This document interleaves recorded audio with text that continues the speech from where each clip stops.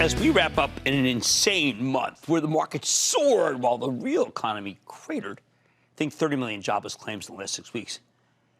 I don't know. As I said at the top of the show, let's be a little cautious. Now, look, there have been some genuinely positive developments that feel like a light at the end of the tunnel. We've got the antiviral drug that makes COVID less devastating. We're gradually reopening the economy. The new case numbers have plateaued. And between the Fed and the Treasury, all kinds of businesses are getting some assistance that they need to stay afloat. Now, these are meaningful positives, but it doesn't change the fact that we're in a recession, and it doesn't change the fact that we just had a gigantic move off the bottom that really encompass all of that good news. And when you're in a recession, you know what you need to do? You shouldn't be aggressive. It doesn't work. You should be defensive. And you got to stick with defensive stocks, like the CPGs, as we call them, the consumer packaged goods place. These stocks are big winners for the year, although they pulled back a bit over the last couple of weeks as Wall Street has got more bullish in the economy. Remember, they're buying the oils and buying the airlines, buying the cruise ships. And I see this as a buying opportunity for the likes of Clorox, Colgate-Palmolive. They both report tomorrow morning. Procter and Kimberly, two stalwarts that have already put up excellent numbers. But tonight I've got a new one for you. It's one I haven't talked about at all. And it's just as much of a household name as the rest of them. And it's called Reynolds Consumer Products. It came public in January. Now, you know them as something that, look, if you pull open a drawer, I don't know, you pull open a drawer in my house in the kitchen, there it is, it's the Reynolds wrap, right? And then you open underneath the sink, and there it is, it's the Hefty bags. And then the disposable cups got them. Easy foil, I don't use that stuff, but it's theirs too. Reynolds debuted at the end of January without much fanfare. The deal was sleepy but well received.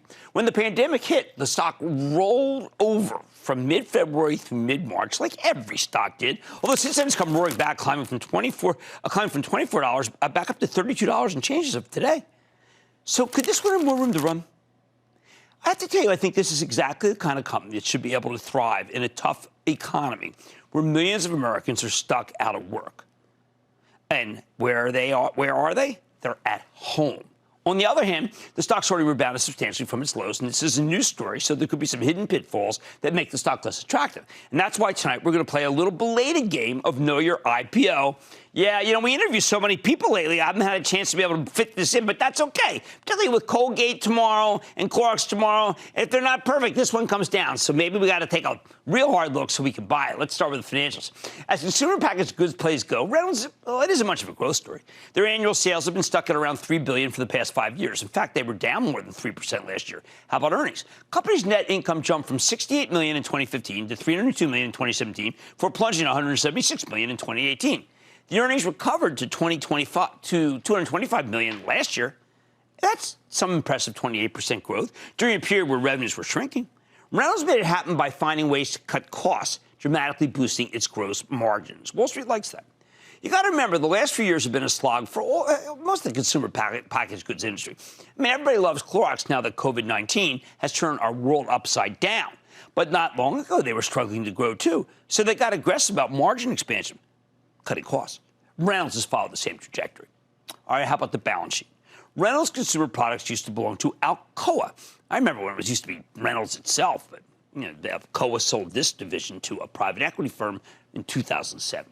Now, we always want to be careful with PE-backed IPOs because they usually have a lot of debt. They layer the debt on them. Reynolds is no exception. It's got $4.2 billion in total debt, although they paid down a decent chunk with the proceeds of the IPO. Fortunately, none of that debt comes due anytime soon. And now that Reynolds is public, I bet the company will use its considerable cash flow to gradually clean up the balance sheet. That's good. Now, the bull thesis here is pretty straightforward. Reynolds is the dominant player in nearly every category where it competes. They have 94% market share in freezer paper, 64% market share in that aluminum foil I talked about, 59% in wax paper, it's ours too, 51% in parchment paper, 43% in foam dishes, 22% in outdoor trash bags, 22% in party cups.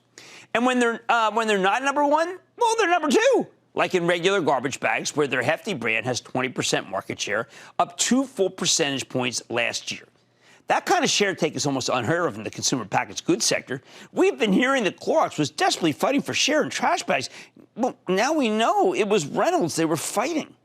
On top of that, Reynolds gets 45% of its sales and about a quarter of its profits from private label. Those are the knockoffs, the store brand version of these products. We know consumers flock to private label during recessions. They always have. Nationally branded stuff starts to feel too expensive. But Reynolds wins either way. Plus, they're the exclusive private label supplier to Amazon for this stuff, which I think could be huge in an era where people are increasingly buying household supplies online rather than going to the store. Remember, Amazon was a miss on the bottom line. The top line was extraordinary tonight. So let's understand, we're not talking about anything wrong with Amazon when it comes to selling Reynolds' products. Best of all, this one's blissfully uncomplicated. It's an extremely low-cost, vertically integrated producer, sells roughly 98% of its merchandise here in the United States. Stop worrying about the dollar. Makes it more attractive during this period of turmoil in the global economy. And maybe down the road it means they have a lot of room to expand overseas. High-quality American consumer products still tend to be pretty darn popular in the rest of the world. Now, we know Barclays, very good house on these particular stocks, this kind of stocks, has been pounding the table on this one. They published a piece arguing that Reynolds could have best-in-class earnings growth over the course of 2020 and 2021. I thought the projections seemed pretty convincing. Plus, obviously, Reynolds is perfect for this moment. Their categories, trash bags, food bags, disposable dishware, aluminum foil, they're all on fire as millions of people are forced to stay at home and cook for themselves, as we heard from Campbell's Soup last night. According to the Nielsen data, remember Nielsen, incredibly important for rating these things, trash bags are up 15% over the last 4 weeks of the data. That's extraordinary. Food bags are up nearly 37%. Disposable dishware is up 8%, and aluminum foil, get this, it is up an astonishing 44%. Those are insane growth numbers. Obviously not sustainable, but let's take them when we can get them. The whole industry is seeing huge volume growth, and Reynolds in particular has real pricing power right now. However, it's not a perfect story by any means.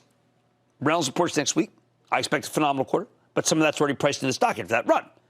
The thing is, the situation is temporary. Longer term, Reynolds has a lot of trouble generating revenue growth. They're not exactly a big innovator. And think about the products they make.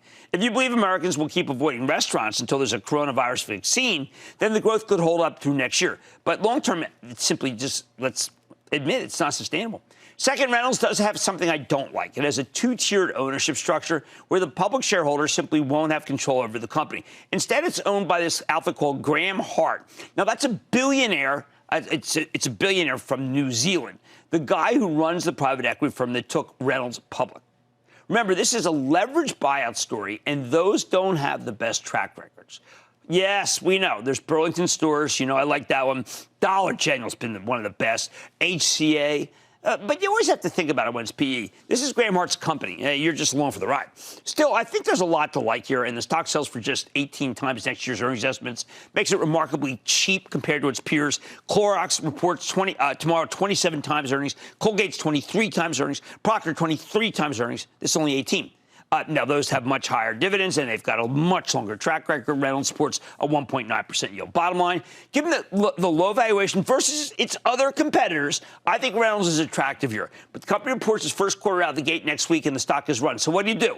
I like this. I recommend putting on half your position here and then wait and buy more if it pulls back below 30 after the earnings. Let's go to Daniel in New York. Daniel.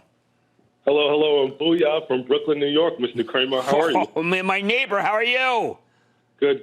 Thanks for taking my call. It's an honor to speak with you. Thank you. Good. Well, I've been building a position in a global medical device and food packaging company set to report earnings in May. And I know during times of uncertainty, fundamentals are crucial, and now more than ever behind any investment decision. What do you think of Amcor, boss man? I think that's a real good company. I love consistent companies that are just closures and, things for food, things for beverage. That is just a really good company. I'm glad you mentioned that to me. I should be doing a piece about it. In this environment, Amcor is right. Let's go to Adam in New York. Adam. Hey, Jim. Adam from New York. I own Aficionado Coffee Roasters. We supply several markets, including the hospitality space. Question for you. While U.S. Foods took a big hit from the hospitality sector, I see expansion for them in the grocery and healthcare sector. Not enough. I don't want anything to do with food service. It's just too hard an industry right now. I don't want to touch it. All the different food companies I have that have anything in food service, it's just not good enough. I say no. Tariq in California. Tariq.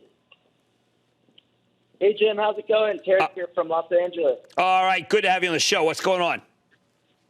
Calling about Coty stock, C-O-T-Y. No, we're best-of-breed players. Yeah, absolutely. Could the spike on a takeover? Yeah, but you know what? We are people who believe in Procter, okay? We believe in Kimberly. We will like Clorox if it comes down tomorrow. We own Clorox and Colgate for the Charitable Trust, not Coty. Please, step up in quality, not down in time of recession. There's a lot, I think, to like when it comes to the new Reynolds, R-E-Y-N. Buy some now, and if it pulls back, buy more. Much more Mad Money ahead. It's COVID-19 nudges companies toward the cloud.